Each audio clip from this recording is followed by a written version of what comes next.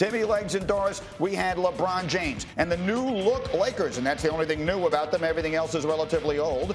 Hosting Steph Curry and the Warriors. Let's pick it up early, and LeBron James looking comfortable and young on the defensive end. Father Time hasn't found him yet. The rotation and the send back. Look at him coming over on the defensive side, and then Timmy, Legs, Anthony Davis on the flush. Yeah, reminding people when he's healthy why this is one of the toughest matchups in the league. Size and athleticism, too much for the front line of Golden State. And how about LeBron, Doris, in the painted area? Yeah, that mid-range is so good because he gets separation on the lean back. LeBron 18 in the first half. Lakers by 6 at the break. Now we're playing defense and we're running the floor, and it's Anthony Davis. Timmy with the slam. Yeah, you're going to see a lot of this year. Obviously, LeBron, AD out in the open floor. You're going to end up with this kind of result most of the time. Yeah, how about that result? We have liftoff. Anthony Davis would score 33, LeBron 34. They're in midseason form. Lakers by 2 going to the fourth. But that quarter, Doris, would belong to Jordan Poole. He had 16, and when he got going in the second half, that's when the game changed. Russell Westbrook, we'll talk about him in a moment, never quite got comfortable last night. Did not have double figures in any of the major categories, points, assists, or rebounds. Meanwhile, here's more from Poole on the hezzy. He had 20. Warriors pulling away. Steph Curry, if you can have this, Timmy Legler, he had a quiet triple-double. He did. I thought, actually, the Lakers did a phenomenal job hounding him all night. He played in traffic the entire game, but he just stayed with it, and even when he's not scoring, this is what he does. He draws people, and it makes the game easier for others. That's Andrew Wiggins knocking down a dagger. Warriors come from behind and win it on the road, 121-114. Steph, let's talk. It is interesting playing a team that's brand new with, their high upside and, the names that they have over there.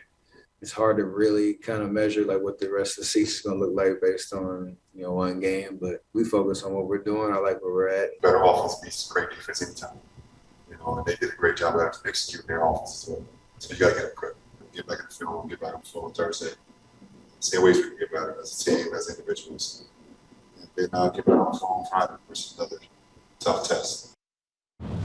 So we'll get a little work done on the AV system out there at Staples, but that's a different conversation for a different time. What are they going to do about the offense? So this is the first time ever that Davis and LeBron play together. They each score 30 and their team loses, which begs the question, where is Russell Westbrook going to fit in here? Yeah, I said to you guys before the show, I said at no point in the next 8 months is Russell Westbrook going to be in rhythm. I mean, he might even lose his ability to dance. That's what I was thinking as I'm watching the game. I said, because look, he's never been third. Right, he's been first when KD left OKC. He's been first in Washington. He was second guy in Houston and second next to KD. This is different. LeBron is their point guard for all intents and purposes. Anthony Davis gets a lot of the offense run through him. So where does that leave Russell Westbrook? It leaves him as a guy trying to find his mark offensively. Look, we know he's going to make all those plays that we're going to talk about, the energy plays, the rebounding. He's a guy that plays with relentless passion. We get all that. But in terms of his own offensive rhythm, I think he's going to post career lows in field goal percentage, free throw percentage, three-point percentage, you name it. And so how does that affect him?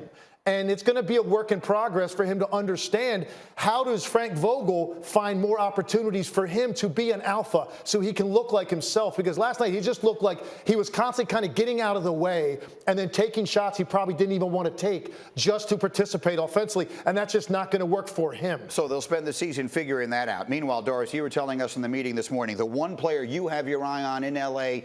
is the guy who you think could become the most dominant player maybe in the whole league. Well, he's got top 5 skills, Anthony Davis. Let's remember he missed 36 games a season ago with that calf and the Achilles. But when he's engaged and he's healthy and he's getting to every aspect of his game, he's as problematic as any player in the league. Why? Because you can play him out of the post. He can take a guy one-on-one. You guard him small, he's just going to shoot over the top. He can put it on the deck.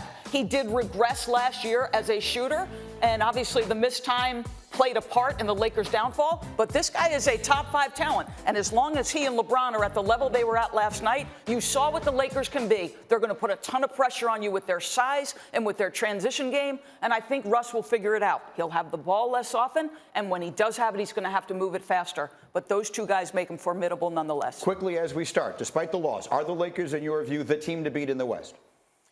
No, believe it or not, I think the Utah Jazz are going to finish first again in the West. Now, what happens in the playoffs a different thing, but the Utah Jazz are going to have a great What do you year. think? Going into the year, I'd say the Lakers, but I knew all along it's going to take them time. Ask it again in 6 weeks, but I think just on paper, once they get their cohesion figured out offensively, I do think this is a team that still has LeBron James on it and looks like he's 25 years old still. I favor the Lakers. It is a lot of new faces on what is the oldest roster in the NBA.